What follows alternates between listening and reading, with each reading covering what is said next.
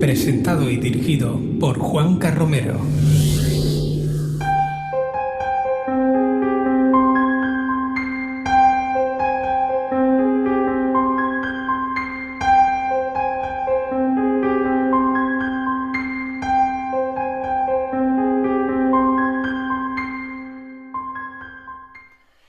Bienvenido, bienvenida al programa 19 de la presente temporada. Programa número 291, un número que se va aproximando poco a poco al programa 300. Haremos algo especial para entonces. En este ángulo 13 vamos a tener, como es habitual durante esta temporada 2020-2021, vamos a tener una entrevista que va a ocupar prácticamente la totalidad del ángulo 13 de esta noche. Nos acompañará el buen amigo, escritor, divulgador, investigador, Óscar Fábrega. Con él vamos a hablar, bueno, siempre digo lo mismo, pero es verdad, no solo de misterio, vamos a conocer también gran parte de su vertiente más personal, más humana, pero indudablemente nos vamos a adentrar en algunos de los grandes misterios que él ha investigado en primera persona y que de alguna manera también lo transmite en sus magníficos libros. Con Óscar Fábregas nos vamos a quedar a continuación. Este es el ángulo 13 que tenemos preparado para ti. Cursiva Books pone todas las herramientas para que puedas publicar tu libro. Tú escribes y nosotros hacemos todo lo demás. Contáctanos a través de la página web cursivabooks.com. Cursiva Books, vamos a dar mucho que leer.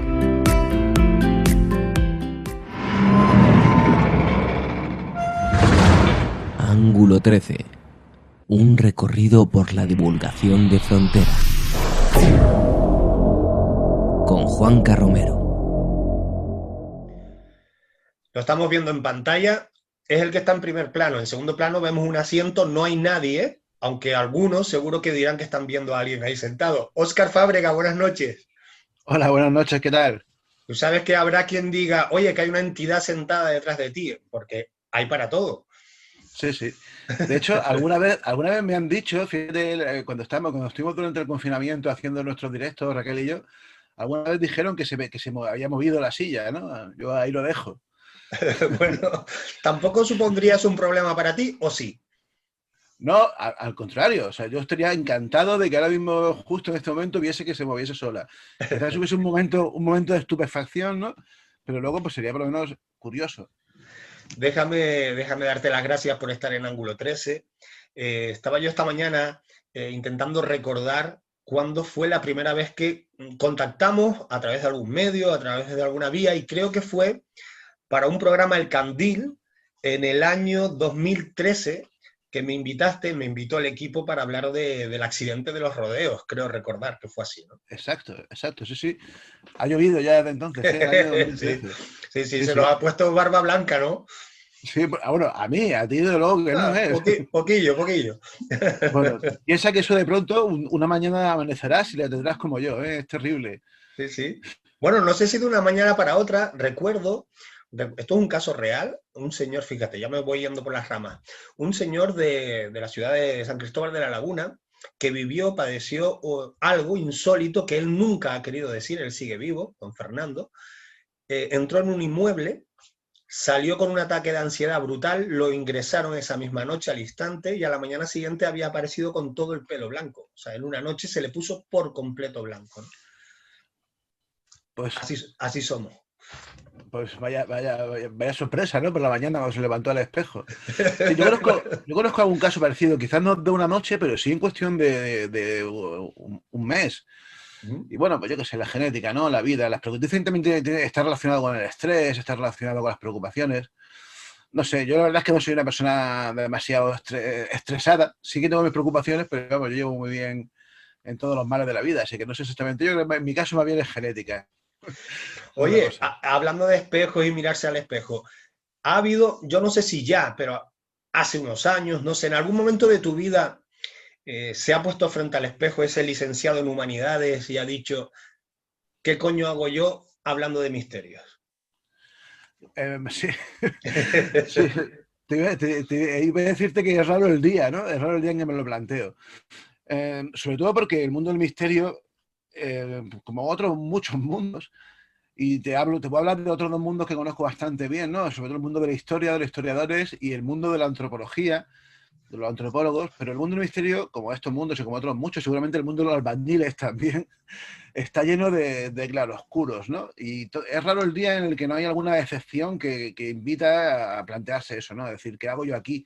O como decía aquella película, ¿no? De Almodóvar, ¿qué hace una chica, qué hace un chico como yo en un sitio como este, ¿no?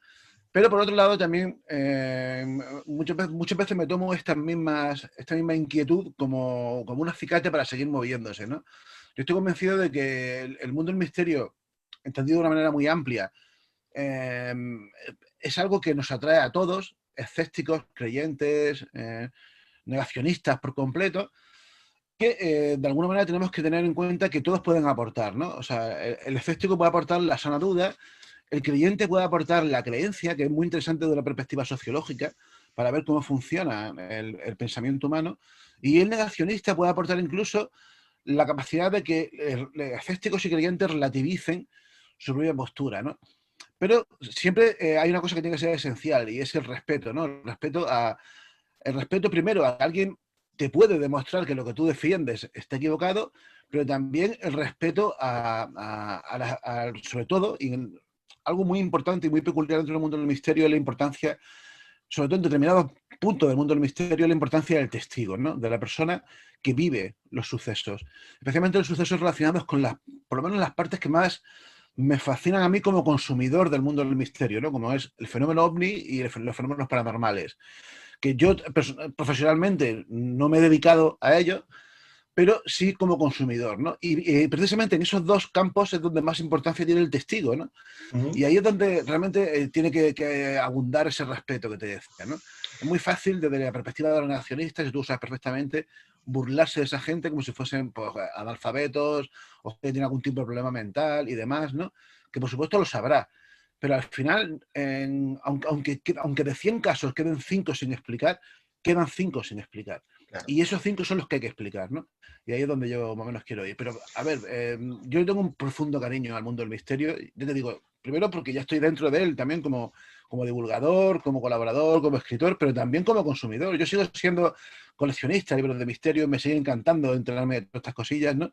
Y me sigue divirtiendo mucho. A la vez me sigue defraudando, ¿no? Porque siempre, pues ya sabes, ¿no? Que te voy a decir, las peleas, los rifirrafes, las cosas que hay, pero como te decía, te puedo asegurar que en un foro de historia hay muchas más peleas incluso que en el mundo del misterio. Y te hablo de gente que se dedican profesionalmente y que se ganan la vida con ello, ¿no?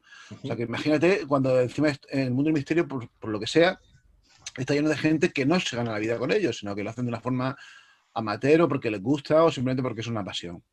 Pero Óscar, ahora que hablas de ganarse la vida, la sensación que yo tengo, y no lo he percibido en otros ámbitos, no en el de los historiadores, donde pues no me muevo con soltura, sino en el ámbito académico, cualquier otra profesión, nadie se plantea o se cuestiona el hecho de si determinada persona cobra por lo que hace. Sin embargo, me da la sensación que en el ámbito del misterio, que es muy amplio, periodistas, pero investigadores, divulgadores, incluso sin llegar a ser periodistas de carrera, algo que a mí siempre me gusta relativizar, ¿no?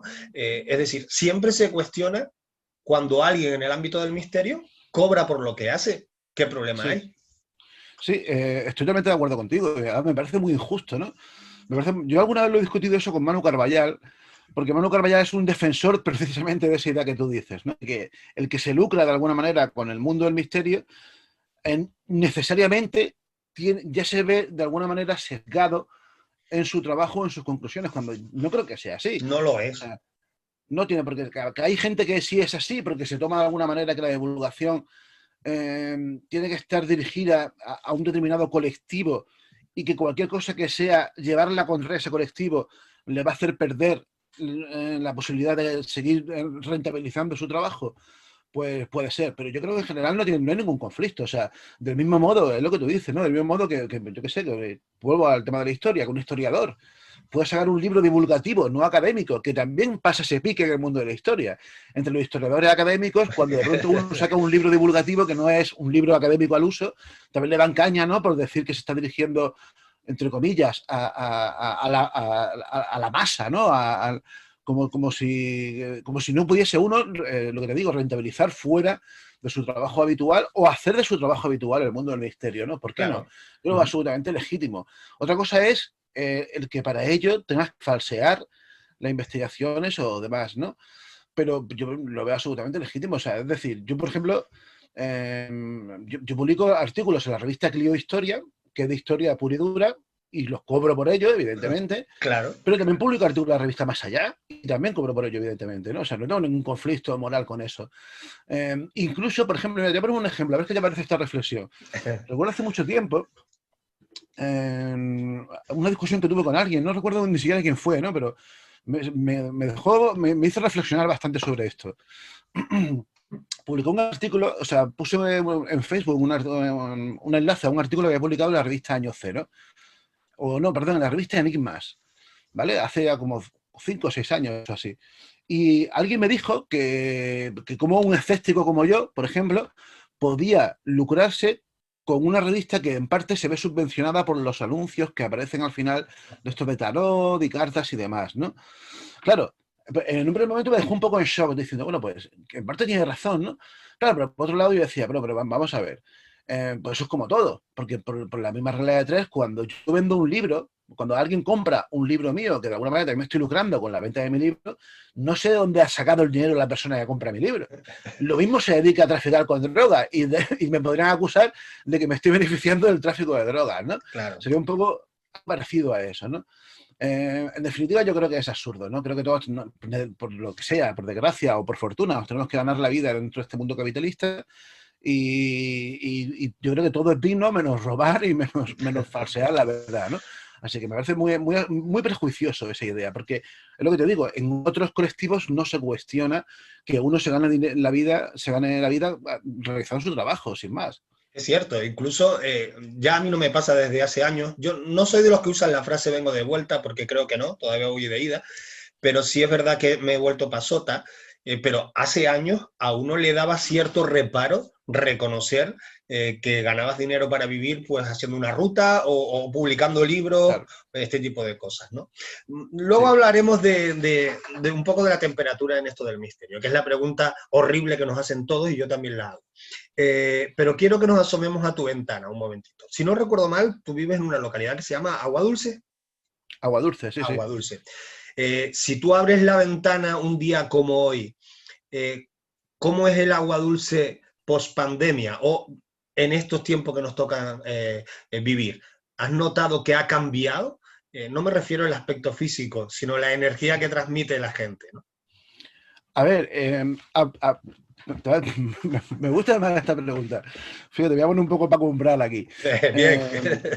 A ver, primero mi ventana la tengo justo detrás y yo tengo la fortuna, y vosotros los isleños sabéis perfectamente el privilegio que es esto, la fortuna de que yo abro mi ventana y veo el mar. Lo tengo a escasos 600 metros o así y veo parte de mi Mediterráneo aquí cada mañana, ¿no?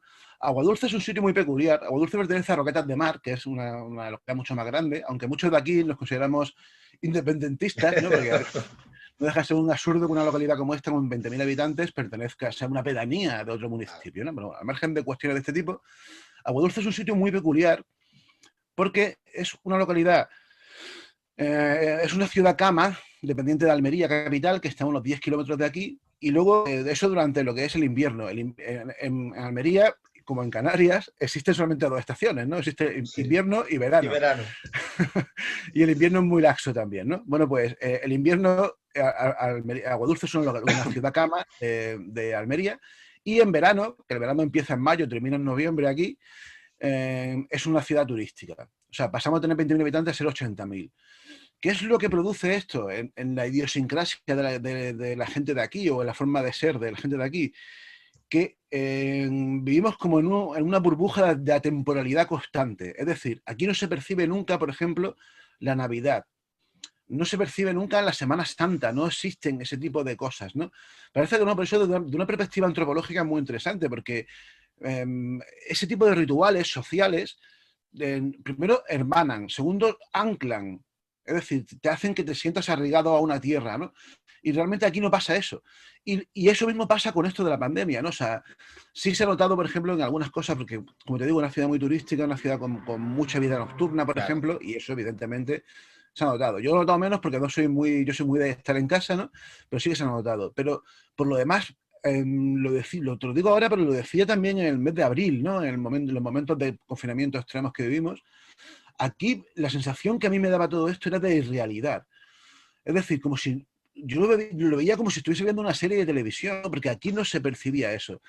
Y te puedo decir que cuando de verdad he tomado la primera vez que yo he visto una imagen real de la pandemia fue hace unos días cuando tuve que hacerme un PCR y vi como una señora vino a mi coche y me introdujo el maldito hisopo ese por la nariz, ¿no? Hasta ese momento yo no había visto ni una sola imagen real, me refiero real, en 3 dimensiones, en directo, en vivo, de esto, ¿no? Y eso es muy curioso, ¿sabes? De alguna manera eso también a mí me hizo pensar, de hecho tengo por ahí algún escrito al respecto, sobre hasta qué punto muchos de los negacionistas de esta pandemia, quizás la conclusión a la que llegan, la de negar que todo esto esté pasando, o por lo menos que sea mucho menos grave de lo que está pasando, proceda de que la experiencia cercana, directa que tienen, sea algo parecido a la mía. En el hecho de decir, bueno, pues yo no vivo, pues no pasa, ¿no? Pues no pasa. Algo parecido pasa, por ejemplo, con los terraplanistas, ¿no? Que como ellos no ven la curvatura de la Tierra, pues dan por hecho que la Tierra es plana. Pero es que esa idea de que el conocimiento ha pasado de estar depositado en autoridades en las que confiamos, por ejemplo, los científicos, eso ha pasado a que la única autoridad en la que confiamos somos nosotros y nuestra percepción directa, ¿no? Y eso produce errores de este tipo, ¿no? Que claro, como yo no percibo la pandemia, pues la pandemia no existe. Como yo no percibo que la curvatura de la Tierra, pues la Tierra es plana, ¿no? Pero ya te digo, es muy raro. Aquí apenas se ha notado, porque, por ejemplo, yo cuando más salgo puede ser por las mañanas o cuando voy al trabajo y tal, sigue habiendo mucho movimiento, sigue habiendo así. Incluso ahora que Almería está especialmente mal, sigue siendo, yo no creo que sea como en otros sitios, ¿no? Aunque también seguramente estoy secado porque por desgracia no he viajado a otros sitios en apenas un año, ¿no? Sí, porque este año para alguien como tú que chupa carretera, hay que decirlo, a lo largo de todos los meses, ha sido un año, en eso sí habrás notado la diferencia, sin lugar a dudas. Claro. Se han cancelado un montón de encuentros, presentaciones, etcétera, ¿no? Eso es lo que más me ha agobiado a mí de esto y por desgracia me agobia porque mucho me temo que este año a no ser que todo cambie en otoño y ya no te digo en verano, sino en otoño, me temo que va a ser así, ¿no? Sí, a mí me encanta viajar, ¿no? Sobre todo porque yo me siento un poco, existe algo parecido y perdona que apele a vuestra situación de insularidad, pero es algo parecido a lo que vivimos en Almería, porque nosotros estamos en una esquina de España en la que solamente tenemos salida hacia el norte y todo nos pilla lejos. O sea, cualquier sitio nos pilla lejos Madrid, nos pilla lejos, ya te digo, Europa, ¿no? Entonces, claro, como que tenemos de alguna manera la necesidad de salir de aquí, ¿no? Y de movernos por la península o por otros sitios. Y claro, este año ha sido totalmente yermo. Y luego, ese aspecto, a mí me encanta hacer presentaciones de libros, participar en eventos, hacer charlas, ¿no? Y todo eso, pues este año, como bien sabes, pues ha ido al carajo, ¿no? Y es una pena, porque además, ya no solamente por el hecho en sí de hacer esto, sino porque en cada parada en el camino uno se va encontrando con amigos, a los que, tanto amigos, compañeros, conocidos, ¿no? Que da mucha pena, pero yo, por ejemplo, el otro día lo hablaba con Mariano Fernández Urresti, que es un gran amigo, ¿no? Hace un año y algo que no lo he visto, ¿no? Cuando era raro el año que pasamos más de 6 meses sin vernos, ¿no? Y por desgracia, pues esto está pasando y eso acaba haciendo un poco de mella, ¿no? Se nota en el estado de ánimo, además yo lo noto en el estado de ánimo de otros compañeros, ni siquiera ilusionados por presentar libros, bueno, presentarlos, ¿cómo? ¿No? En digital, con 4 personas con mascarilla, la verdad que la cosa se ha puesto un poquillo triste, pero tampoco es cuestión de entrar en esa espiral. Oye, Óscar, caray, verte a ti y no ver libros, no digo por los que estoy viendo detrás, sino porque tu imagen de unos años, bastantes años para acá, inevitablemente se ha relacionado con los libros y ahora además profesionalmente como editor. Sí. Se puede decir que eres un tipo feliz.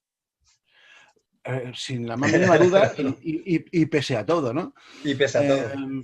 Y pese a todo, sí, sí. Yo te lo digo, o sea, primero porque a nivel... a ver, te iba a decir a nivel profesional, pero también a nivel profesional lo otro, ¿no? A nivel personal, como investigador y como escritor, pues no me puedo quejar absolutamente nada, ¿no? De cómo ha ido mi carrera, ¿no? Primero porque mis libros han tenido muy buena acogida y lo cual no deja de sorprenderme. Eso por un lado, pero por otro lado también he conseguido finalmente trabajar en algo que realmente me apasiona y me gusta, como es trabajar como editor, ¿no? Y además he visto, eso me permite ver las dos caras de la moneda, ¿no? El trabajo de editor es un trabajo muy chulo, es un trabajo muy guay. También tiene sus sinsabores, por supuesto, como todo. Por ejemplo, cuando tienes que decirle que no a alguien, a algún proyecto que te llega y tienes que decirle que no. Y eso es bastante... Además, me encargo yo personalmente de eso, ¿no? No me gusta mandar un mensaje de estos anónimos de tu libro no entra en nuestro catálogo o no cumple con las coordenadas o los criterios mínimos de calidad de nuestro catálogo, ¿no? Me gusta argumentar casi siempre por qué motivo y es un poco complicado, ¿no?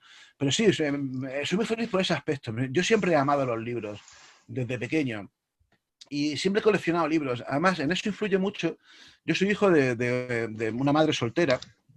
Mi madre era una mujer de Jaén, humilde, imagínate, soltera en los años 70, ¿no? Al final de los años 70, pues lo pasó bastante mal porque era además de un pueblo muy rural de la Jaén profunda, de Andalucía profunda. Señalada, ¿no? Sí, pero tanto mi madre como mi abuelo y como gran parte de mi familia materna, mi familia paterna apenas las conozco, le daban muchísima importancia, todos eran comunistas, por cierto, le daban muchísima importancia al tema de la educación. Mi abuelo era un ferviente defensor de que al pueblo no hay que darle armas, sino que hay que darle libros. Y es la manera era de evitar que los poderosos, sean del color que sean, nos opriman y nos roben y nos fastidien la vida, ¿no? Y pese a que él era un iletrado que al final acabó aprendiendo a leer por su cuenta, él solo, ¿no? Mi madre sí tuvo un poco acceso a la cultura, pero tampoco mucho, pero era una lectora voraz. Era increíble como una señora como ella, ¿no? Sigue estando viva, pero bueno, está muy mayor, está bastante fastidiada, pero como ella disfrutaba con un libro como si fuese una cosa tremenda, ¿no? Y yo me crié de pequeño con eso, o sea, para mí no era nada raro irme por la tarde a un parque a leer, ¿sabes? Y tampoco iba a jugar con mis amigos también, ¿no? O sea, que no había conflicto, ¿no? Y luego lo mismo me pasaba, yo siempre he compaginado, por ejemplo, a mí siempre me ha resultado, por ejemplo, muy fácil estudiar, ¿no? Porque siempre me ha gustado mucho leer, siempre he tenido esa capacidad, ¿no? De que en muy poco tiempo me concentro, me pongo y soy capaz de leer o de aprender o de memorizar algo, ¿no? Y siempre me ha gustado, me parece algo fascinante. Y me gustan los libros como objeto también, ¿no? Y lo que representan y lo que suponen, ¿no? Y claro, llegó un momento en el que ya por fin pude yo escribir mis primeros libros y ahora, imagínate, ¿no? El hecho en sí de poder trabajar con esto y de dedicarme profesionalmente a ello es todo un placer, ¿no? Es todo un placer sobre todo porque además es muy guay ver cómo todo el proceso de creación de un libro, ¿no? Desde que, por ejemplo, ¿qué te digo? Mira, un ejemplo, uno de los últimos libros que hemos publicado, el de Pablo Vergel y Félix Ruiz Herrera, el de OVNI, Emergencia de un mito. Este libro, a mí me hace como 7 o 8 meses, me escribieron un mensaje estos dos diciéndome que están trabajando en un libro, que me explicaron un poco, me hicieron un breve resumen y yo les dije, venga, sí, os lo publico, sin que estuviese ni siquiera empezado a hacer, ¿no?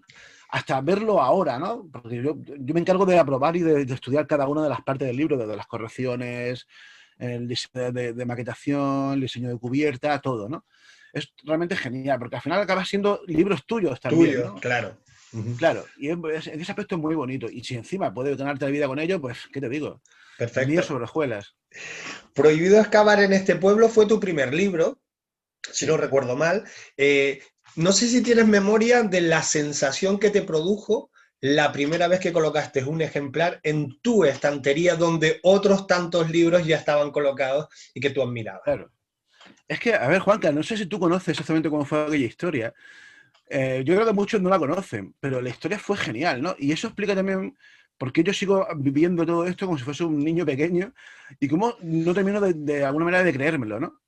Y es que, a ver, te cuento, yo a finales de 2012 tenía ya lista esta obra, que estuve trabajando en ella durante muchos años, ¿no? Sobre el misterio de Relais Chateau, ya sabes. Fueron muchos años de investigación que me llevaron a investigar también el personaje de Jesús, que también finalmente acabé publicando otro libro sobre ello, ¿no? Pero hacia marzo de 2013, precisamente, me enteré de que había un concurso, que había salido un concurso de editorial Planeta, de una editorial digital de Planeta que se llamaba Tagus, creo que ya no se llama así. Consistía en un concurso por Facebook y que consistía en que el ganador le publicaban el libro en formato digital en esta editorial, ¿no? Claro, yo en aquel momento tenía una página de Facebook que se llama Para lo que hemos quedado. A lo que hemos quedado. Sí, que llegó a tener cerca de 60.000 seguidores, o sea, fue toda una auténtica locura. Y claro, yo aquello lo vi muy guay, digo, oye, pues mira, con los seguidores que tengo Para lo que hemos quedado y tal, lo mismo consigo ganar este concurso y no me tengo que complicar la vida para publicar el libro, ¿no? Sino igual tengo suerte.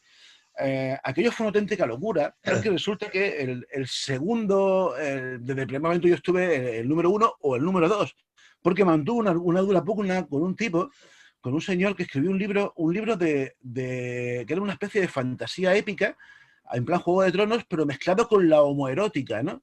Y era una cosa bastante peculiar y bastante rara. Pero de un primer momento movilizó a un montón de gente del colectivo homosexual y además nos acusaba a nosotros de ser homófobos, cuando lo último, yo soy la persona más liberal del mundo, cualquiera que me conozca lo sabe, ¿no? ¿Qué es lo que pasa? Claro, yo no tenía mucha gente que movilizar, así que empecé a movilizar a gente del mundo del misterio. Y se unieron muchos que también me apoyaron en aquello. Bueno, total, al final acabé ganando ese concurso y eso permitió la publicación del libro en formato digital, de Prohibidos que hablan en este pueblo.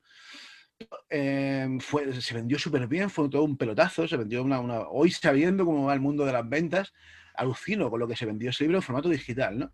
Y hasta que un año después, finalmente, un editor de Planeta le llegó por vía interna este libro sobre yo, era un apasionado del tema de Ernest Chateau y decidí apostar por él, ¿no? Qué bueno. Y para mí eso fue una sensación increíble, sobre todo porque yo lo hice sin...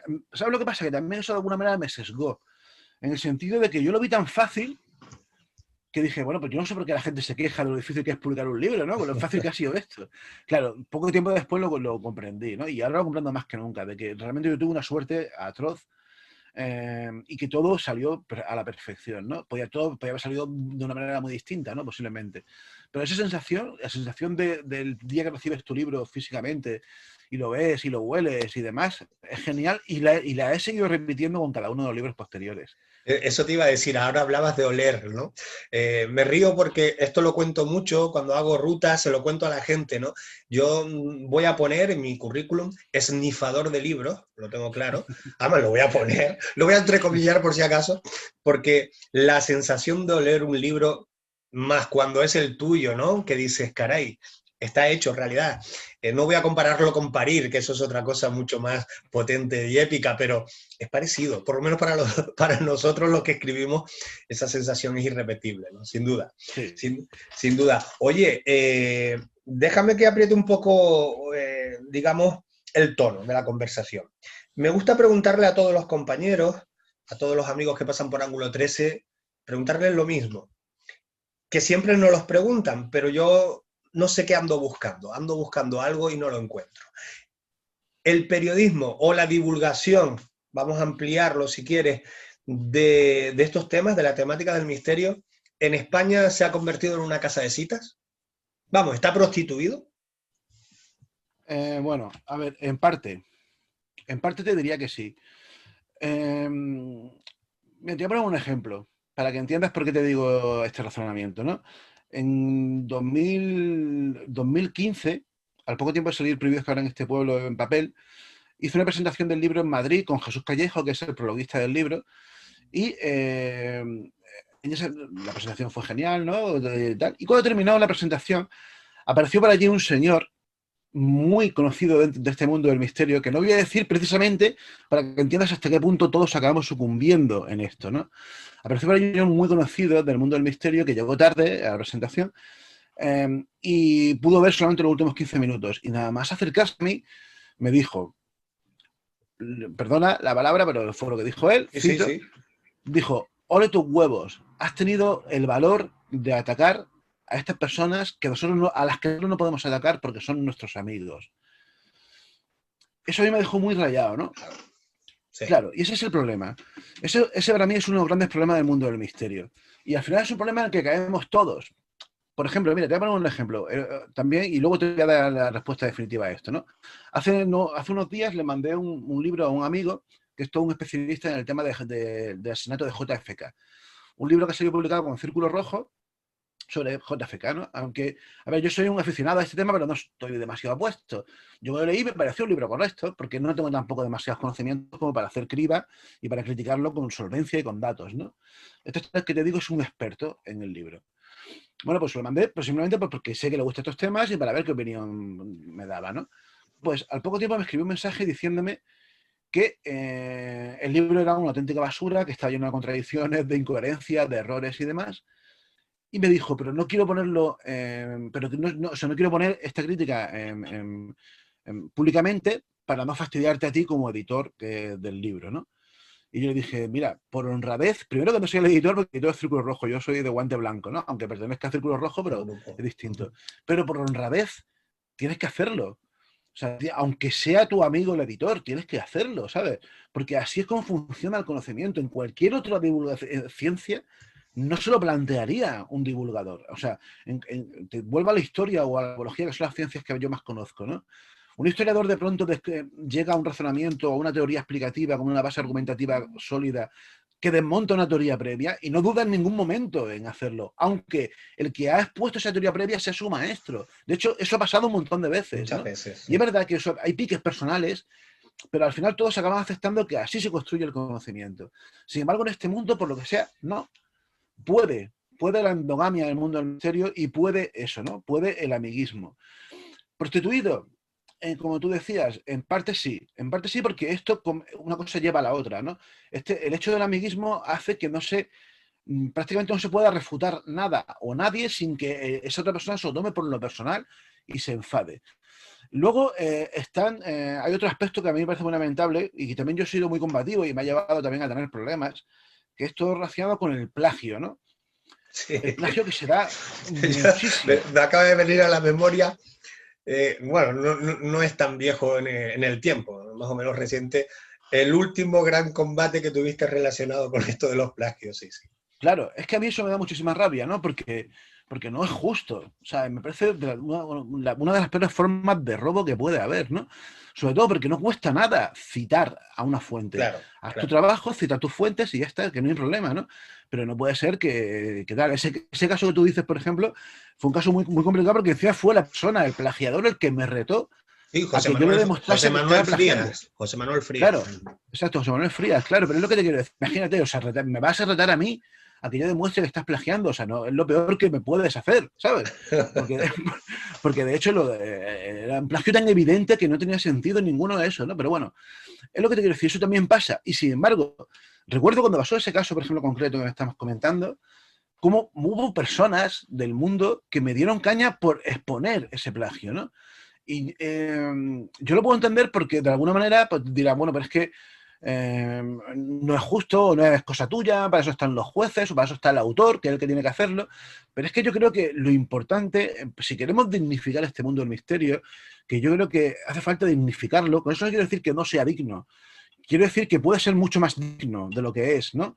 Es primero cribando a esta gente, ¿no? O sea, esta gente no tiene cabida, pero ni aquí ni en ninguna disciplina del conocimiento. Y lo mismo pasa con los mentirosos, ¿no? Y luego está la otra cara de lo que tú me comentabas antes, ¿no? La cara del que sí tiene relación directa con esa palabra, de ese concepto de prostituir, ¿no? La cara de una cosa es ganarse la vida con esto, pero ganársela dignamente, sin engañar a la gente, ¿no? Eso me da mucha rabia porque yo tengo ejemplos y casos concretos y con evidencia de personas grandes, pequeñas, de este del misterio que han mentido a sabiendas en sus trabajos, sí, que han vendido miles de libros o han vendido miles de artículos, han salido en un montón de programas de televisión de estos por los que se suele cobrar, además bastante por ir, mintiendo a sabiendas. Porque una cosa es que te equivoques, una cosa es que tú des tu opinión y te equivoques, que nos puede pasar a cualquiera, ¿no? Claro. Pero otra cosa es que tú mientas sabiendo que lo estás haciendo porque alguien ya te lo ha dicho o porque lo sabes que estás mintiendo, ¿no? Y eso a mí me da muchísima rabia. Y eso es lo que una de las cosas que más enturbian este tema, ¿no? Y sobre todo, ¿qué es lo que pasa? Que de fuera, con eso solamente conseguimos darle poder a los escépticos, a los negacionistas más acérrimos y sobre todo que nos sigan viendo, como nos ven muchos desde fuera de una manera totalmente sesgada, como unos frikis que estamos pillados con los ovnis, con los fantasmas y demás, ¿no? Cuando sí, somos eso, pero somos mucho más, ¿no? Y también queremos, realmente, para mí, el mundo del misterio representa lo máximo del conocimiento humano, porque lo que estamos buscando es los límites del conocimiento. Estoy convencido de que hay muchísimos científicos de alto nivel interesados en la física o en la química o en la historia y demás, que están muy interesados por estos temas. Un ejemplo, ¿no? Y vuelvo a la historia. No habría nada que le gustaría más a un historiador que de pronto encontrar la evidencia de que hubo una civilización muy anterior a la nuestra en el tiempo, ¿no? Sin embargo, pues no, porque ellos se rigen a un método que es un método muy concreto, que pueden tener dudas, pero es que hasta que no haya evidencia contundente no pueden a defender determinadas teorías, ¿no? Pero sí, yo creo que el mundo del misterio está bastante prostituido.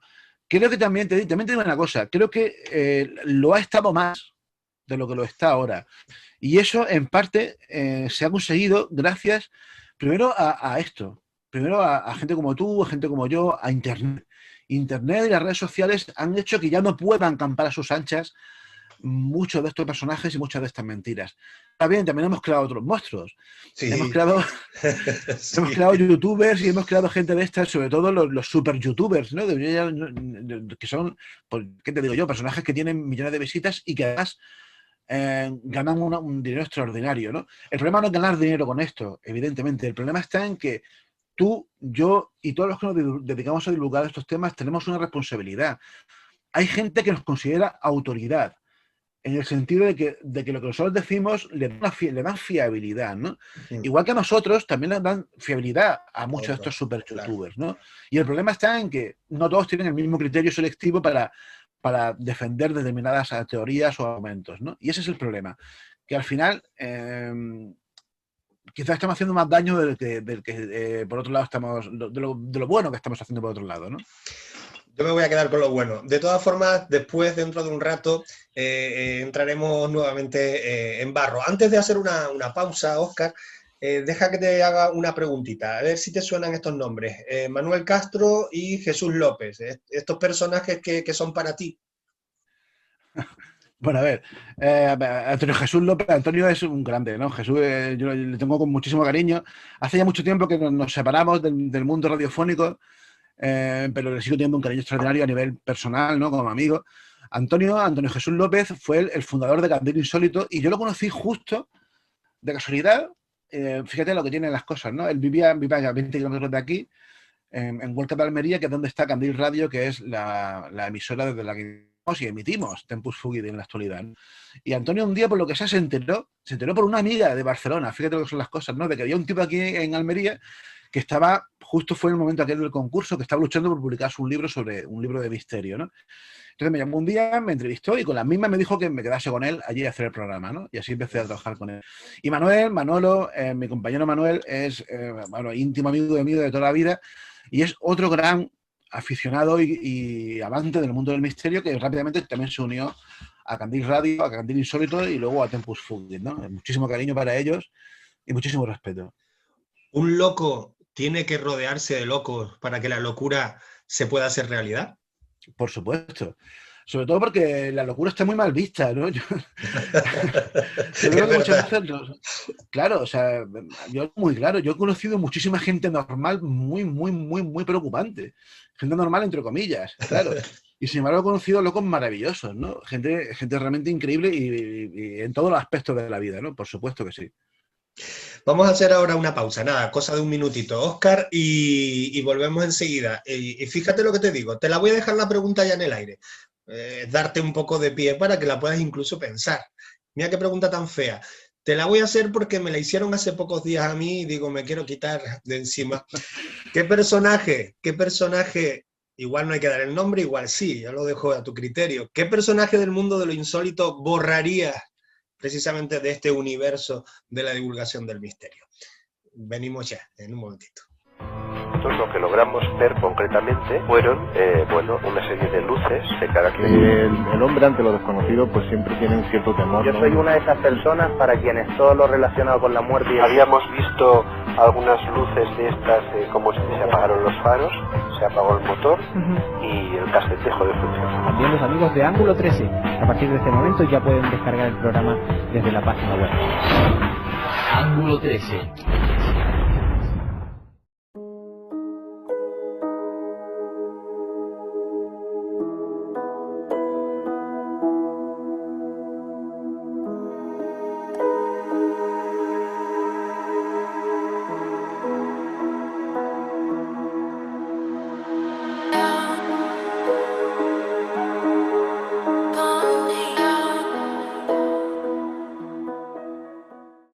forma de ver las cosas. Tu ángulo de visión. Periodismo de investigación. Ángulo 13.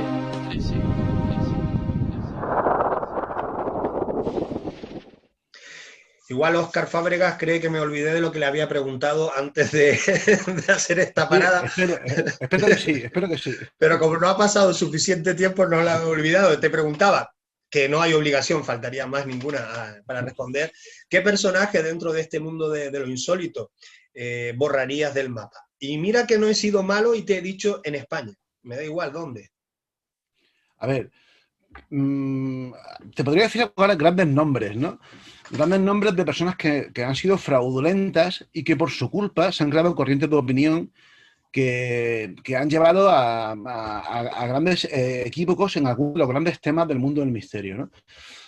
Por ejemplo, hay uno que te voy a decir sin ningún cortapisas, que es una persona a la que respeto muchísimo como novelista, pero que como a nivel de investigador me parece lamentable y sin embargo tiene una influencia tremenda y se le guarda un respeto extraordinario, ¿no?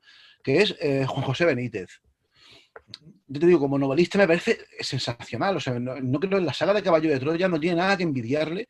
Yo no te decía a Dan Brown, ¿no? Que por supuesto, pero ni siquiera a otros grandes de la novela histórica, ¿no? Es una saga colosal y brutal, ¿no? Pero a la vez, Benítez, por ejemplo, sigue defendiendo que parte de esa historia es real, ¿no? Y como esa, otras muchas cosas que este hombre ha hecho. Y sin embargo, es una persona absolutamente respetada y parece que no se puede hablar malamente de él, ¿no? Habría otros muchos, algún presentador de televisión, algunos escritores también muy conocidos, pero yo me lo tomo un poco como, no creo que sea necesario borrar, sino que al contrario, son el acicate que nos debe servir para saber lo que hay que hacer bien, ¿no? Y para enfrentarnos a ellos, para dejar claro que se pueden hacer las cosas bien sin falsear, ¿no? Que a mí eso me da muchísima rabia. Me da mucha rabia los sensacionalismos, ¿no? Por ejemplo, te voy a poner un ejemplo de una cosa que me dio mucha rabia y que pasó no hace demasiado tiempo. Una polémica que surgió en internet cuando alguien, a Iker Jiménez, le acusó, no me acuerdo muy bien qué era, ¿no?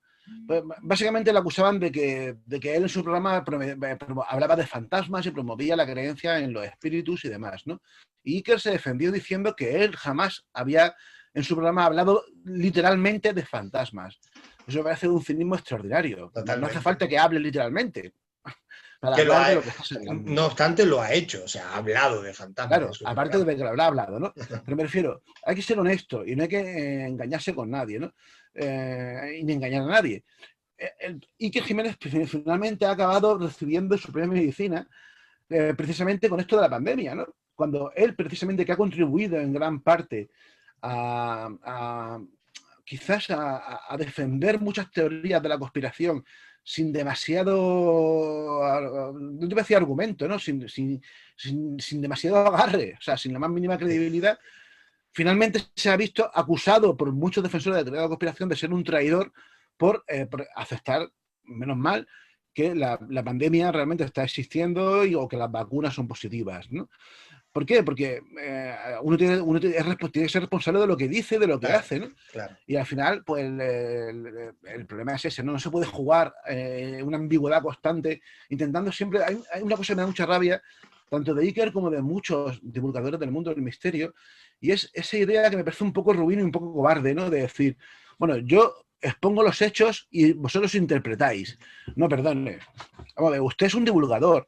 Usted, en el momento en el que usted me pone unas imágenes en las que están supuestamente haciendo una investigación parapsicológica en un sitio y dan unos resultados curiosos o inquietantes, como que se escuchan voces en una psicofonía o que se activan señales de movimiento en un detector de movimientos o que hay un medium que asegura que está comunicándose con fantasmas, aunque él no lo llame así, en ese momento tú ya estás condicionando la opinión de tus televidentes, ya estás nutriendo sus ansias de creer o su afán o están legitimando las propias teorías que los propios creyentes o seguidores tienen, ¿no? Es decir, tienes que ser responsable de lo que haces. Luego no te quejes si te dan caña por eso, ¿no? Y a mí eso me parece muy cobarde. O sea, es decir, tienes que, a lo hecho pecho, es así, ¿no? Claro. No pasa nada, ¿sabes? Uh-huh. Luego, también le tengo especialmente manía, y eso sí que lo borraría a todos de tirón. Le tengo mucha manía a muchos de estos grupos de investigación paranormal, estos los GIPs, estos que abundan como la espuma, ¿no? Los sacafotos, yo los llamo los sacafotos. Los sacafotos, sí. Sobre todo porque hay una cosa que me parece muy curiosa y que yo más de una vez lo he discutido con alguno de ellos y que siempre ha acabado siendo bloqueado, ¿no? Y es que, vamos a ver, en nuestro trabajo aquí supuestamente consiste en divulgar misterios y sobre todo, creo, Juanca, en intentar resolverlos. Claro. Vamos a intentar resolver los misterios, ¿no? Entonces, hay un misterio para mí que es evidente dentro del campo de lo paranormal, ¿no? Y es que existen fenómenos que aún no podemos explicar. Por ejemplo, esas voces que aparecen en las psicofonías, en las de verdad, o esos fenómenos que hay testigos que aseguran que perciben en sus casas o en sitios abandonados y demás, ¿no?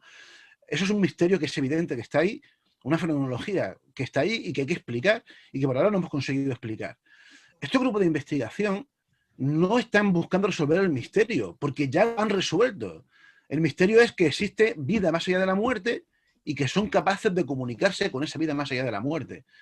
Es decir, lo que han hecho es invertir de una manera muy torticera el método científico.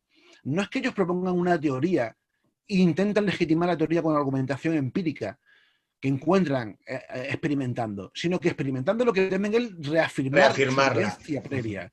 Claro. Y eso es hacer trampa. Claro. Porque realmente, claro, y si la explicación es otra, si la explicación es otra, que es posible que sea otra.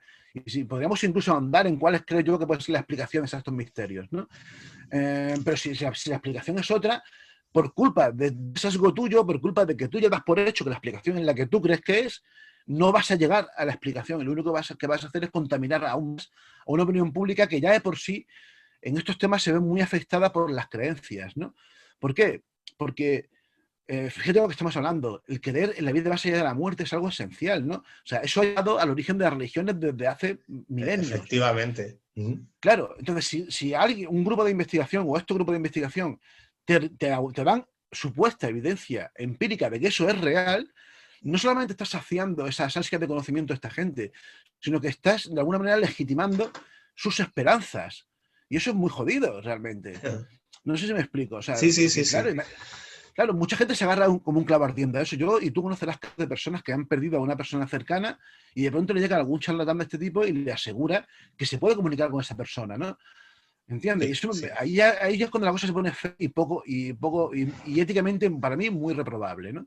Sí, para mí estos son los peores. Hay casos, bueno, claro, esto porque son saltimbanquis cibernéticos, ¿no? Que te enseñan un vídeo y a veces se atreven a poco más, pero es que hay otros que acuden, y esto hemos tenido algún caso aquí en Canarias, en Tenerife concretamente, acuden a la finca, a los huertos de un señor ya mayor que está ahí trabajando, que tiene sus problemas, le entran por la psicología, bueno, resumido, acaban quitándole hasta la titularidad de las fincas, de las huertas a este hombre y entran en una espiral judicial y este tipo de cosas se ven, es decir, personas que aprovechan, digamos, esa debilidad para hablarte de difuntos, que quieren esto para ti, que quieren lo otro. Tenemos que ser... Yo soy de los que creo que tenemos que ser bastante torquemadas con este tipo de personajes, pero es una postura mía personal desde hace muchos años que me ha dado muy buenos y grandes amigos, ¿no? Entre comillas.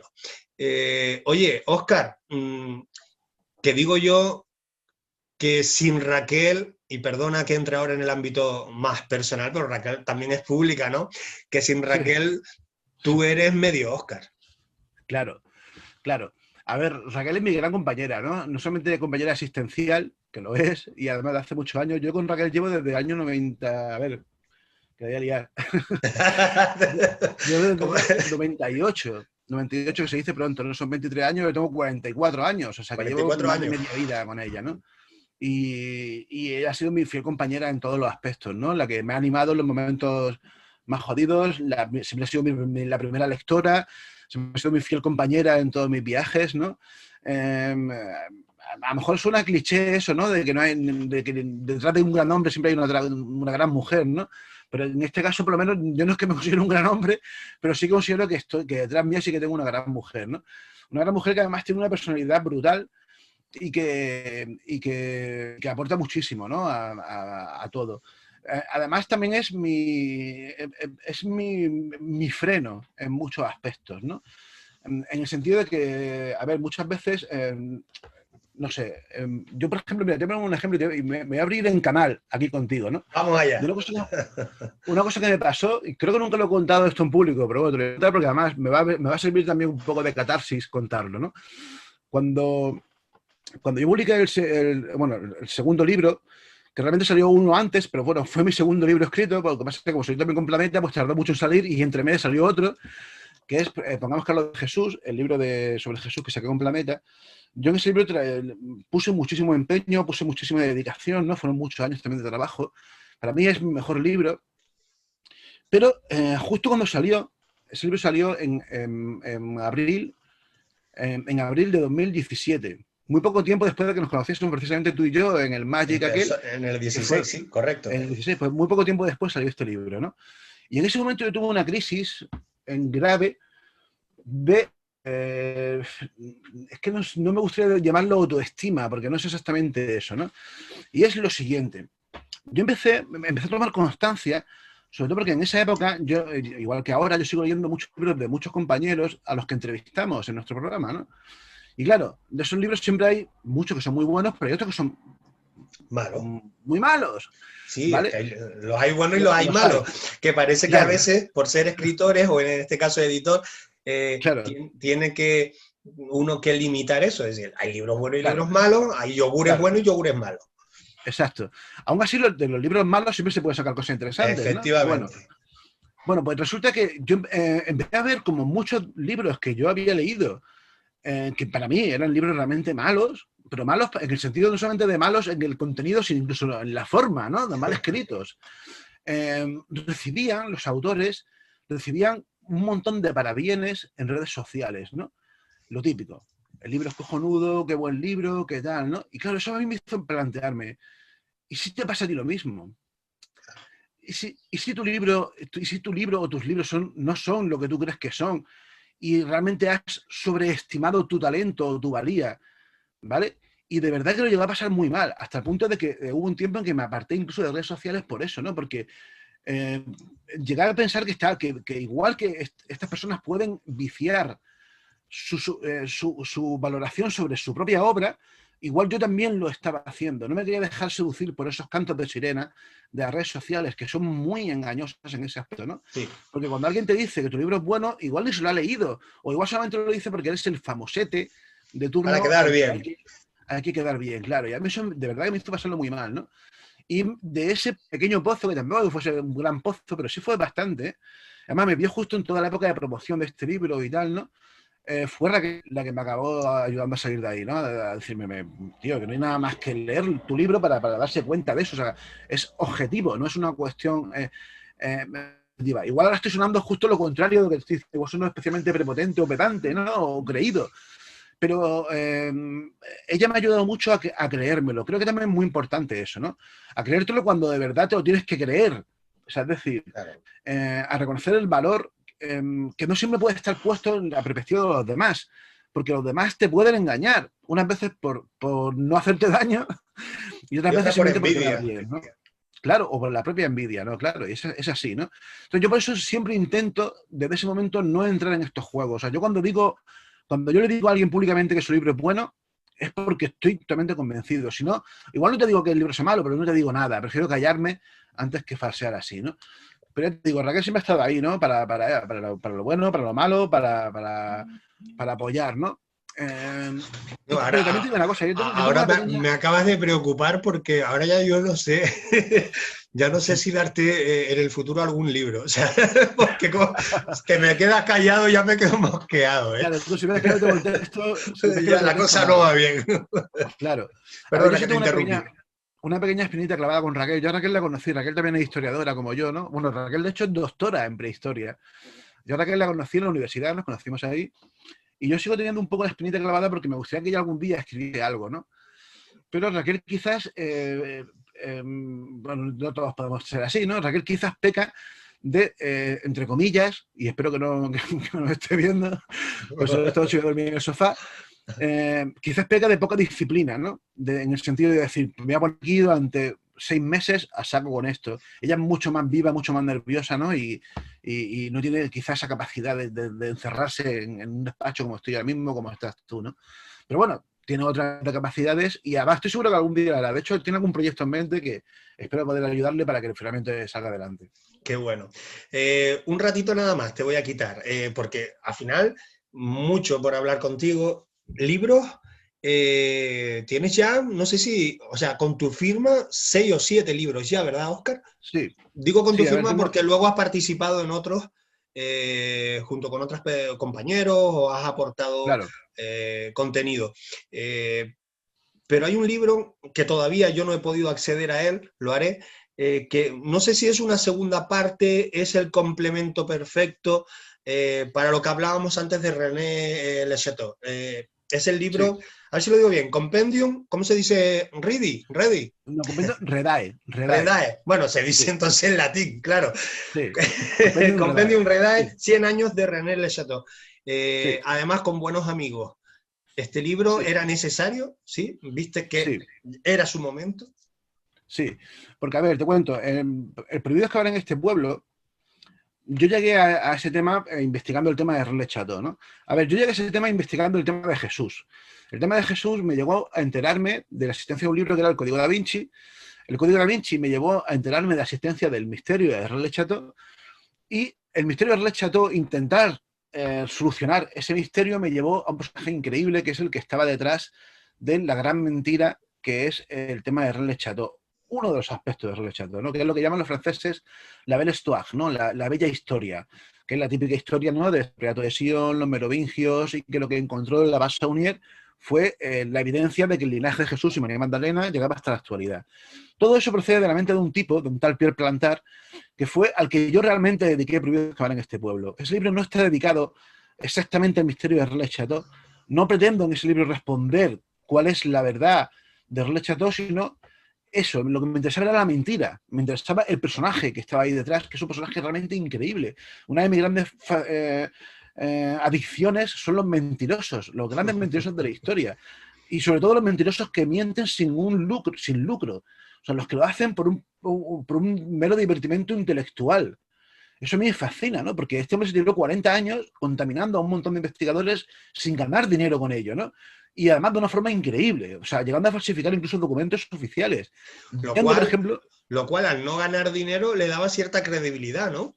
Exacto, claro, por eso es por lo que me mantuvo hasta que llegué yo, ¿no? Y alguno más también, esa credibilidad a este tipo, ¿no?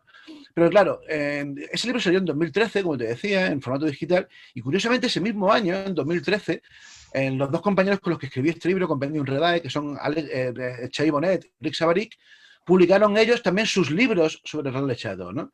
Nos conocimos en un foro de internet también y decidimos ponernos a trabajar en aportar la explicación definitiva sobre el misterio. Y para ello tenemos que olvidar por completo todo lo que se había escrito, incluidos nuestros libros, y dedicarnos, que es lo que hicimos durante años, a analizar pormenorizadamente toda la información que teníamos sobre el tema.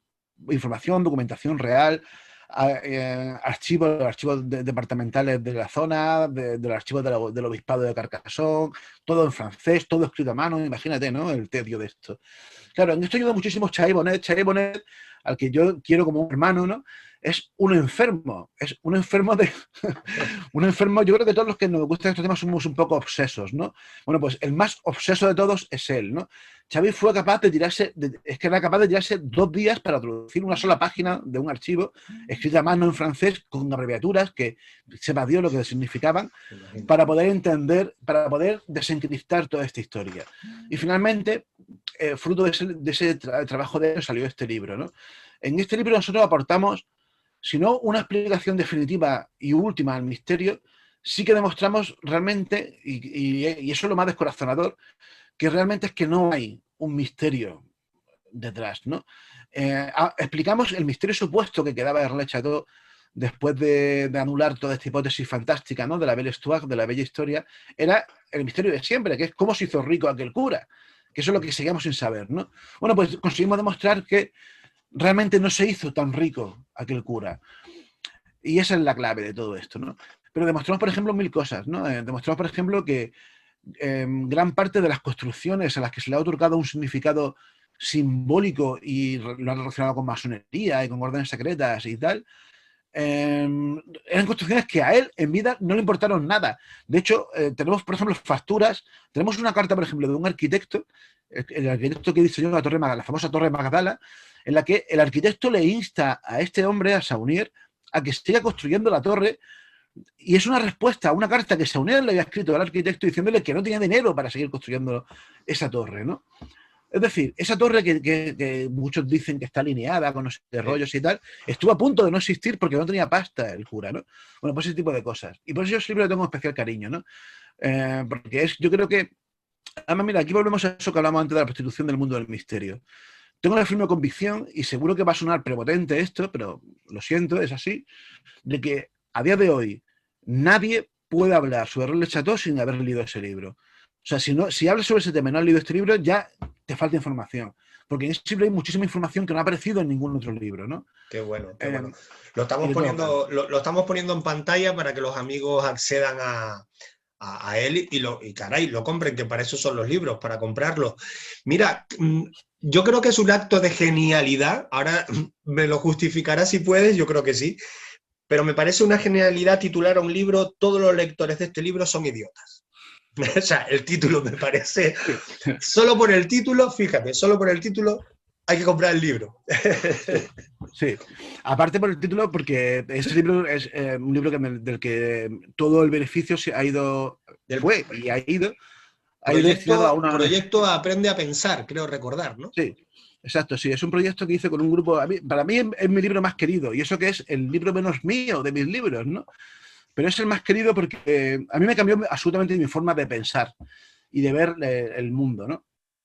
El libro fue un proyecto que yo hice con un grupo de chavales de un instituto de aquí cerca, de Huesca de Almería, que consistía en un proyecto filosófico que se llamaba, como bien dices, Aprende a Pensar, que consistía en que, imagínate, ¿no? Grupo de chavales de 13, 15 años en ese intervalo, que todos los viernes por la tarde tenían que venirse a hablar conmigo durante 1 hora o 2 o lo que fuese de filosofía, con el objetivo de que un año después escribiésemos juntos un libro con los temas que ellos mismos eligiesen, ¿no?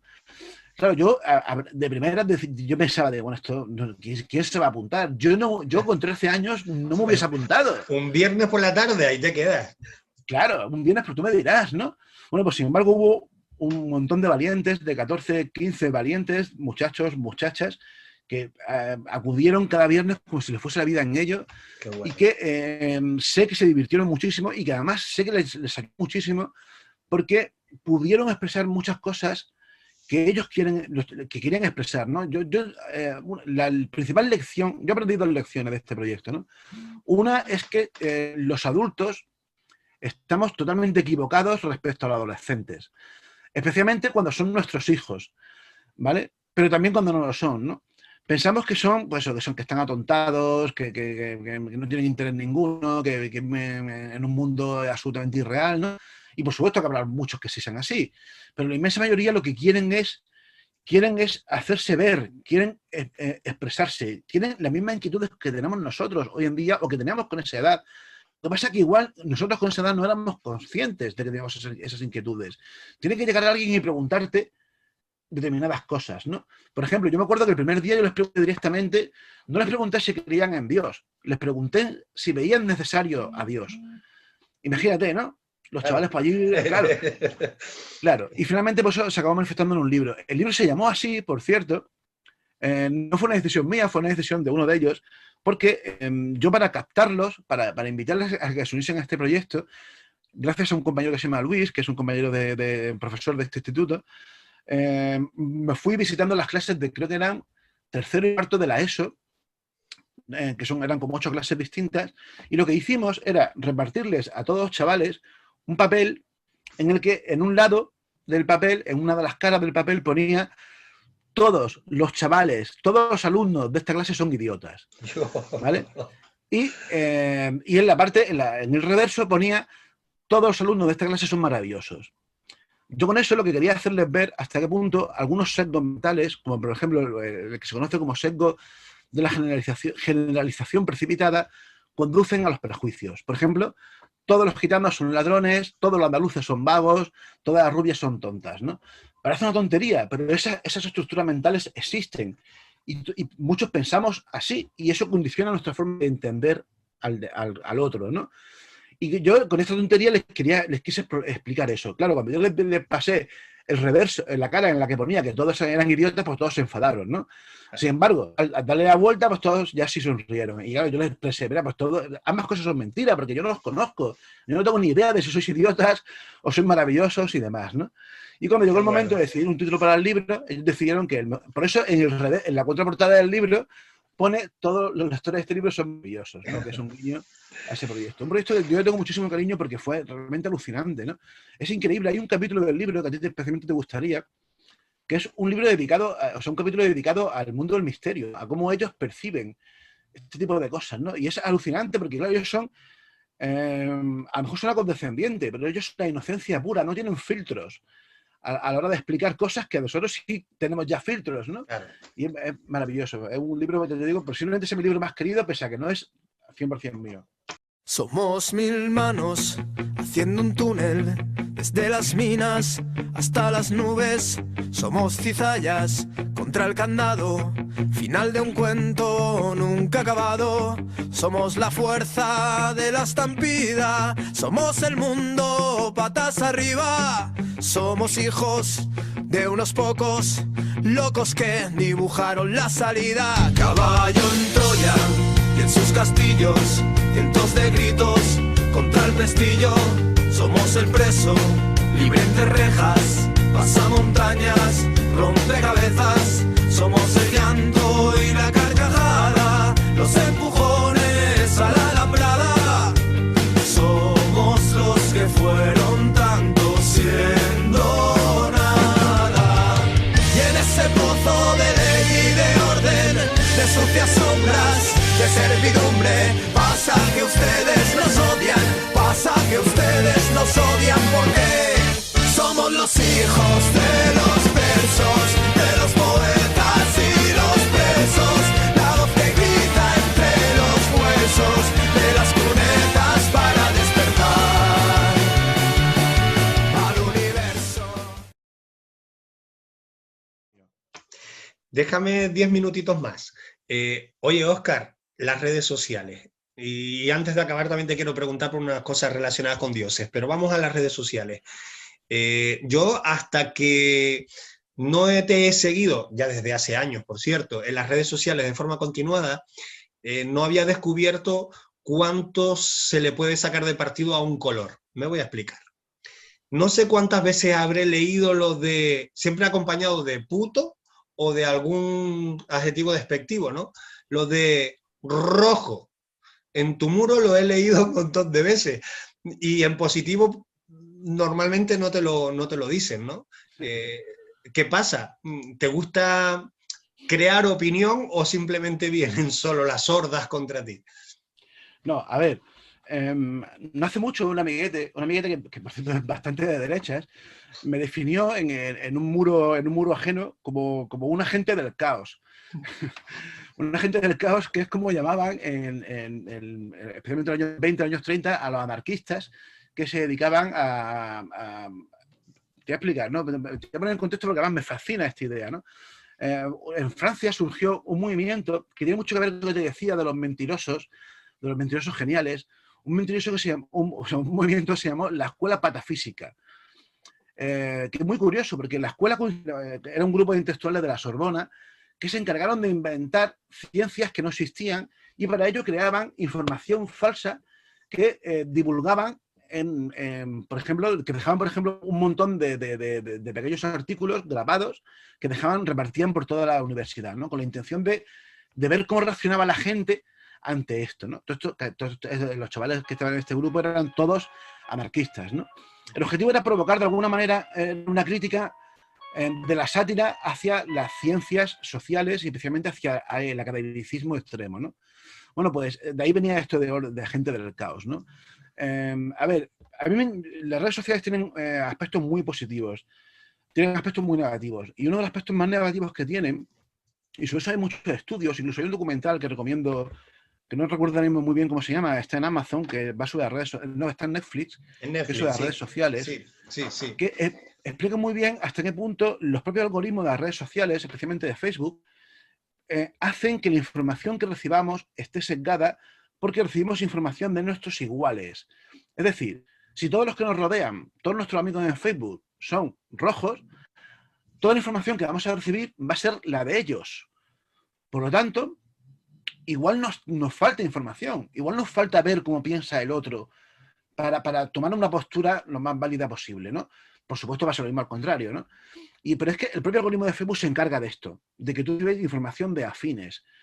Por lo tanto, estamos sesgados y eso tiende a la polarización tan brutal a la que cada vez estamos más metidos y en todos los aspectos, ¿eh? En lo político, en lo social, en lo económico, en lo sexual, en lo religioso, en todo, ¿no? Por eso a mí me gusta, de vez en cuando, como yo llamo aquí, agitar un poco la era, ¿no? Eres un provocador cibernético. Claro, no, porque me gusta provocar eso, me gusta provocar el sano enfrentamiento. Por desgracia, no siempre es sano, porque siempre hay alguno que la acaba liando, ¿no? Pero me gusta eso, ¿no? Y por eso mismo yo jamás bloqueo a nadie. Yo solamente tengo una norma en redes sociales que solamente bloqueo a alguien cuando ha sido un contacto mío y deja de serlo. Si deja de serlo es porque ya no quieres saber nada de mí, así que tampoco te voy a permitir que vengas tú a olisquear en mi muro, claro, si me has eliminado, ¿no? Pero por lo demás, yo respeto cualquier postura siempre y cuando no haya insultos ni haya nada, ¿no? Y por eso, porque además así desafío un poco a ese algoritmo de Facebook que te decía, porque yo recibo información tanto de muchos amigos que son de izquierdas como yo, como de muchos amigos que son de derechas, ¿no? ¿Por qué? Porque todos entran en mi muro a polemizar entre ellos, ¿no? Luego, me da muchísima rabia ese tipo de ideas, ¿no? La polarización tiene un problema. Evidentemente todos tenemos nuestra forma de pensar y al final, como decía aquel, en el momento de la guerra todos tenemos muy claro cuál es nuestra trinchera, ¿no? Pero solamente en el momento de la guerra.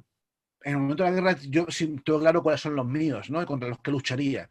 Pero en el mundo real, que no es el mundo de la guerra, no existen los blancos ni los negros. Existe un montón de matices intermedios, ¿no? O sea, te voy a poner un ejemplo para que lo entiendas y además te va a explicar, te va a molar.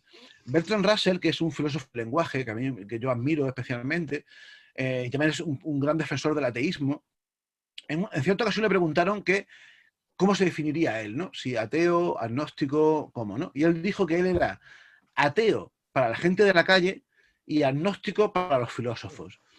¿Por qué? Porque agnóstico para los filósofos, porque a los filósofos no le puede decir que es ateo, porque un filósofo lo primero que te va a decir es no puedes demostrar que Dios no existe. Por lo tanto, afirmar que Dios no existe es una falacia. La única posibilidad lógica dentro de la filosofía es el agnosticismo, ¿no? Entonces él decía que era ateo para la gente de la calle porque él decía, quizá un poco de forma clasista, que a la gente de la calle no hay que darle muchas explicaciones, ¿no? Que él soy ateo y ya está, ¿no? Bueno, pues algo pasa con esto. Para el que quiera meterme en el cajón de los rojos, pues vale, lo acepto, ¿no? Pero mi forma de pensar es mucho más compleja que eso, igual que yo creo que la de casi todo el mundo, ¿no? Claro. ¿Por qué? Yo estoy convencido de que hay mucha gente que es de derechas que no tiene ningún problema, por ejemplo, con los homosexuales, ¿no? Y no por eso hay que considerar que por ser de derechas son homófobos, ¿no? Igual que yo, por ser de izquierda, por ejemplo, estoy en contra del aborto. Es decir, yo no lo haría, estoy de acuerdo en que sea legal, evidentemente, pero a mí me parece una aberración, por supuesto, excepto en casos puntuales, que no hace falta tampoco de entrar a discutir cuáles son, ¿no? Pero me refiero, o sea, que yo no tengo un carnet de rojo que tenga que cumplir al 100% de los pasos. Evidentemente yo hay cosas con las que discrepo, y especialmente discrepo con los políticos, me da igual el color del que sean, ¿no? El problema está en que muchas veces este antagonismo, esta disyuntiva tan extrema, ¿no? Entre o te posicionas con nosotros o eres de los otros, te obliga a posicionarte con cosas con las que no estás de acuerdo, ¿no? Por ejemplo, con el gobierno actual, ¿no? Que hay muchísimas cosas que me parecen una auténtica guarrada, tanto por parte de Unidas Podemos como por parte del Partido Socialista, ¿no? Aunque yo le haya votado, pero no estoy de acuerdo con todo. Ahora bien, en el momento en el que tú me metes en ese grupo, pues ya me siento atacado y me tengo que defender, ¿no? Es decir, es muy complicado esto. Yo en ese aspecto soy muy libertario y muy tolerante en el sentido de que yo no juzgo a nadie por sus ideas políticas, ¿no? Yo tengo muchísimos amigos que son de derechas y no hay ningún problema, ¿no? Y se discute sanamente y no pasa nada, ¿sabes? El problema está en que, lo que te digo, las redes sociales Más cuando es un muro que está abierto, yo jamás pongo ninguna publicación privada, pues cualquiera puede entrar y cualquiera la puede liar, ¿no? Pero algo así a mí me encanta eso, me encanta agitar el panal, ¿no? Y ver cómo de pronto la gente entra en polémicas, porque es muy sano. Es muy sano siempre y cuando se hable desde el respeto. Y se sepa hacer, está claro. ¿Sabes? Hace un par de días, el Facebook, será el algoritmo ese del que hablas, yo escribí un comentario donde había puesto cochino negro, porque aquí, en Canarias, hay un tipo de cerdo, que es el cerdo negro, que tiene una carne riquísima, y puse cochino negro, y me lo censuraron, me pusieron una advertencia de que me iban a cancelar la cuenta por ese comentario. Digo, joder, ¿y esto a quién se lo discuto ahora? ¿Qué hago? Pues nada. Pues nada. Eso es muy inquietante, eso que pasa con Facebook y con las redes sociales, con la censura, porque lo que tú dices, además la has dado en la clave, Juanca, es ¿a quién se lo discutes? No hay nadie a quien apelar. Yo recuerdo que a mí me echaron la cuenta durante un mes entero. Me ha pasado 2 veces, pero la primera vez fue por algo alucinante, ¿no? Yo compartí simplemente un dibujo que era Adán y Eva en versión islámica. Entonces Adán salía, pues, como siempre, con su hoja de parra tapándole sus partes, y Eva salía con una hoja de parra que le tapaba entera. Simplemente eso, ¿no? Bueno, pues alguien denunció, o Facebook por su cuenta tomó esa iniciativa y me echaron la cuenta durante un mes, ¿no? Cuando realmente yo no creo que haya nada maligno, ni nada islamófobo, ni nada chungo ahí, ¿no? Es muy curioso. Tenemos un problema, sí. Tenemos un problema, sí. Y no sé si nosotros, pero los que vengan detrás lo van a saber dimensionar realmente, ya verás. Pero Juanca, el problema realmente, ¿sabes cuál es? Que eso hace que nos frenemos. Eso provoca la autocensura, que es el problema real es la autocensura. Y eso es realmente grave, ¿eh? De verdad. Están consiguiendo que para permanecer en una red social nos tengamos que autocensurar en muchas cosas que queramos decir, ¿no? Sí. O sea, por ejemplo, hoy en día una cosa tan sencilla como utilizar la palabra maricón, ¿vale? Ya es objeto de denuncia, tanto por algún colectivo que se ofenda por eso, como por el propio Facebook que se ofenda por eso, ¿no? Si esa palabra se puede utilizar sin ningún problema. Yo tengo muchos amigos homosexuales, pero amigos del día a día de estar con ellos, a los que yo les digo maricón y ellos me dicen a mí maricón sin serlo, ¿no? Claro, no es un problema con ellos, ¿sabes? O entre amigos sin serlo, es decir, ¿a cuántos amigos no le has dicho tú alguna vez, calla, quita para allá, maricón de mierda? Esto cabrón, exacto. ¿Sabes? Claro, estamos viviendo en la dictadura de lo políticamente correcto y eso es muy grave porque el problema no es que te censuren, el problema es que te autocensures, ¿no? Y al final consiguen una neolengua muy en plan Orwell. Esto lo vemos en las redes sociales, Óscar, pero en los medios de comunicación en general. Me suelo repetir mucho con esto, parezco el abuelo Cebolleta, pero hace 30 años, casi nada, cuando uno empezaba en esto de los micrófonos, yo escucho grabaciones de aquella época, cassettes de aquella época, y me quedo loco, digo, ¿cómo me atrevía yo a decir esto? Y nadie se alarmó, no pasó nada, absolutamente nada, hace 30 años, es decir, es lo que la dictadura de la palabra, me gusta decir a mí, es la que estamos sometidos ahora. Además, mira, el ejemplo perfecto lo tienes en esto que ha pasado con Disney en los últimos días, de que han censurado no sé qué películas, porque supuestamente eran clasistas y machistas y demás. Pero Juanca, que nosotros nos creemos viendo la bola de cristal. O sea, no hay nada más transgresor ni más absolutamente perturbador para un padre de hoy que la bola de cristal. O sea, imagínate lo que estamos hablando, o sea, con la gente que participaba allí. Y sin embargo, aquí estamos. Te iba a decir cuerdos y sanos, habría que ver hasta qué punto, ¿no? Pero es verdad, o sea, hay un problema muy grave que tiene esta sociedad, es tratar a la gente como si fuésemos gilipollas. Sí. Como si los niños no supiesen, cuando ven Peter Pan, que los indios que salen caricaturizados ahí no son reales, ¿no? O sea, es que es así, ¿no? Y como son 1000 cosas más. Y estamos creando una sociedad, con perdón, una sociedad de mierda que dentro de unos años nos vamos a dar cuenta de las consecuencias que tiene esto, ¿no? Totalmente. Oye, hablando de irreal, ya casi para acabar, igual es real y yo no he sabido verlo. Me cuentan por ahí, lo he leído en un libro, que hay quien idolatra un plato de espagueti o sea, ¿cómo se puede? A ver, que no me quiero reír, caray, que el respeto máximo a todas las creencias, ¿no? Pero ¿cómo se puede idolatrar, no sé si es la palabra, considerar una deidad a un plato de espagueti? Te voy a poner un ejemplo. Te voy a poner un ejemplo para que lo entiendas también hasta qué punto. Una de dos, o todo es respetable en religión o nada es respetable en religión, ¿no? No, será todo, porque... Claro, para mí es todo, Todo. o no, porque al final lo contrario, ¿no? Si todos somos guapos, nadie es guapo, porque no existe nada con compararnos, ¿no? Te hago un ejemplo que es muy curioso. En mi último libro, En Dios ha vuelto, que es al que hace referencia aquí, yo le dedico un capítulo a un fenómeno religioso muy curioso que se llaman los cultos cargo, ¿no? Es un fenómeno que se estudió mucho en antropología, que son una serie de religiones muy extrañas que surgieron a mediados del siglo XX en varios sitios de la Melanesia y de Indonesia, como consecuencia del choque tan brusco que se produjo entre los nativos de esas zonas con los occidentales. Esa gente que estaban acostumbrados a creer en el poder propiciatorio de sus antepasados, es decir, sus dioses eran sus antepasados, y los que se encargan de que vengan las cosechas, de que no venga el monzón demasiado agresivo y tal, eran sus antepasados. De pronto ven como llegan un montón de tipos blancos en aviones, con ropa, con comida, con cola, con mil cosas, ¿no? Y que además, con cosas que ellos no tienen. Entonces empiezan el razonamiento es, oye, pues igual nuestros antepasados no molan tanto como los antepasados de estos.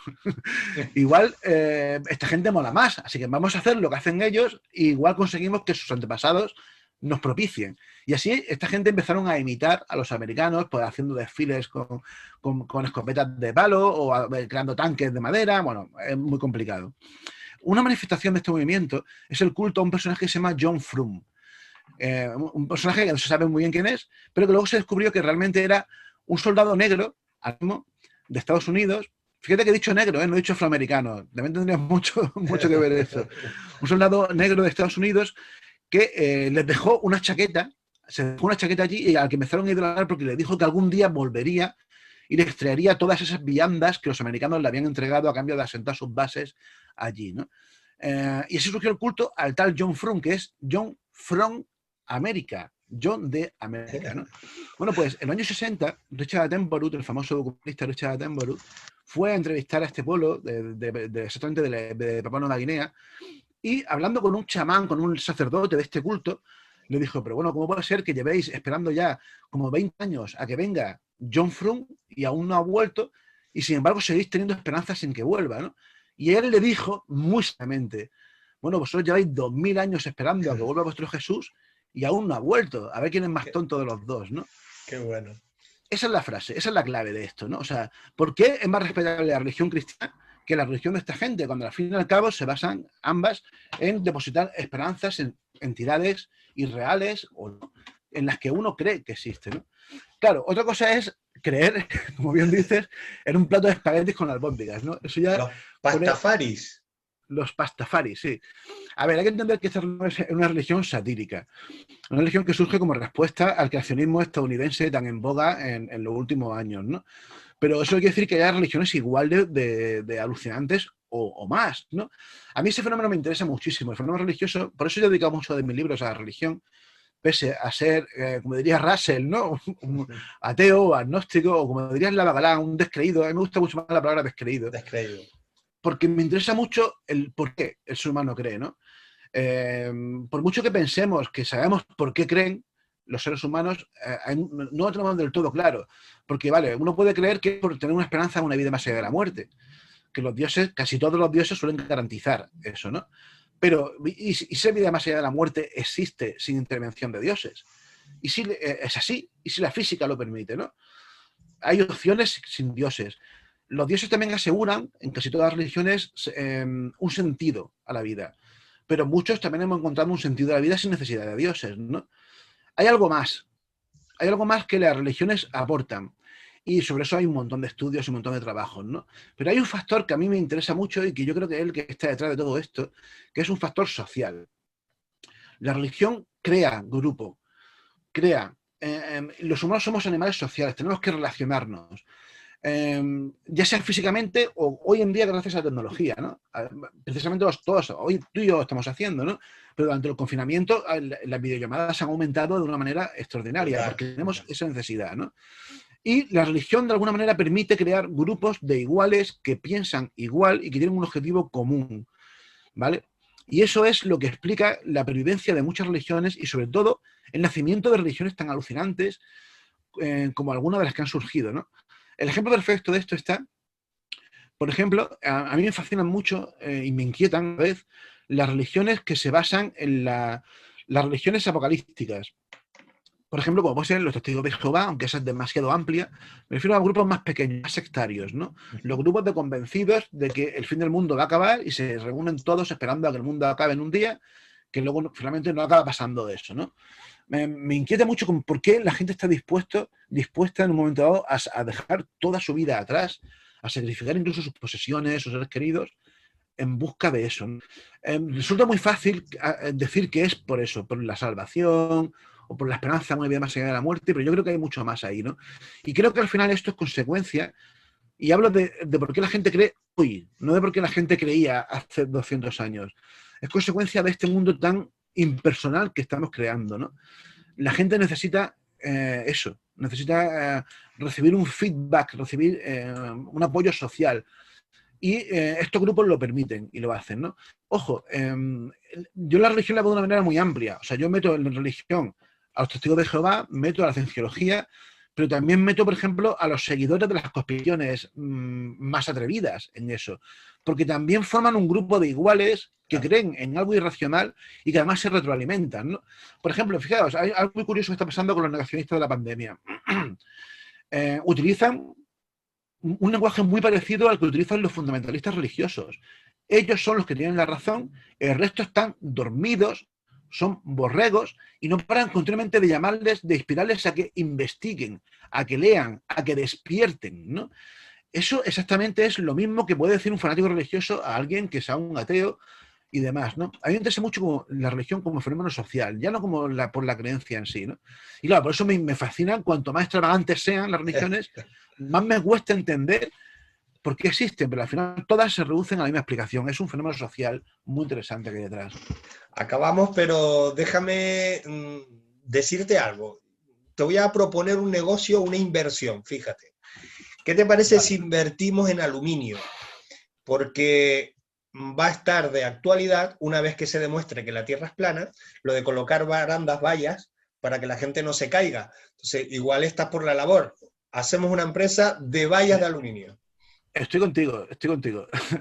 Eso de la Tierra plana es otro ejemplo perfecto de esto. Por eso lo nombraba, sí. Claro, yo publiqué un artículo hace, no me acuerdo ya, era un par de años, ¿no? En el Ojo Crítico. Yo me tiré como 2 años infiltrado en un grupo de terraplanistas, recuperando información sobre cómo pensaban, ¿no?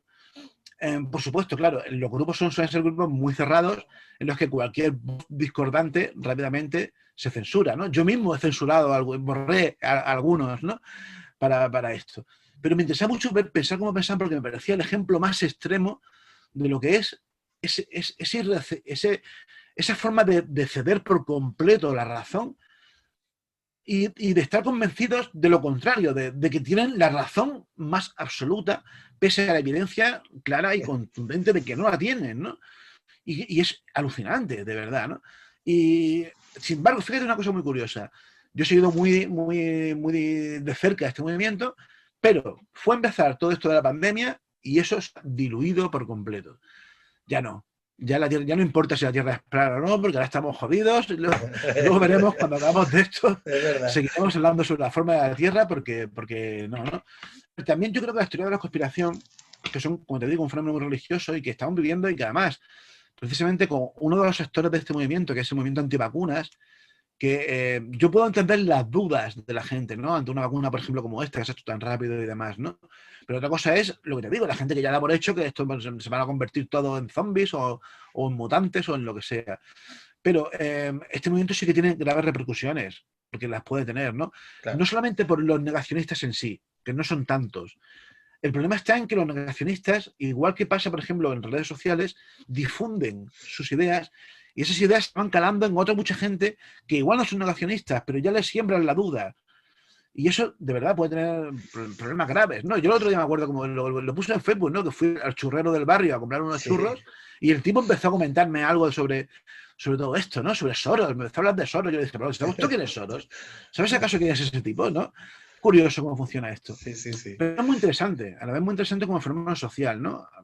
El problema está en que, mira, el otro día puso alguien un meme en Facebook que me pareció buenísimo, que es, estoy ya cansado de vivir momentos históricos. Y es que es verdad, o sea, el problema está en que nosotros estamos analizando un fenómeno histórico, pero desde el desde el presente, desde el momento en el que está pasando.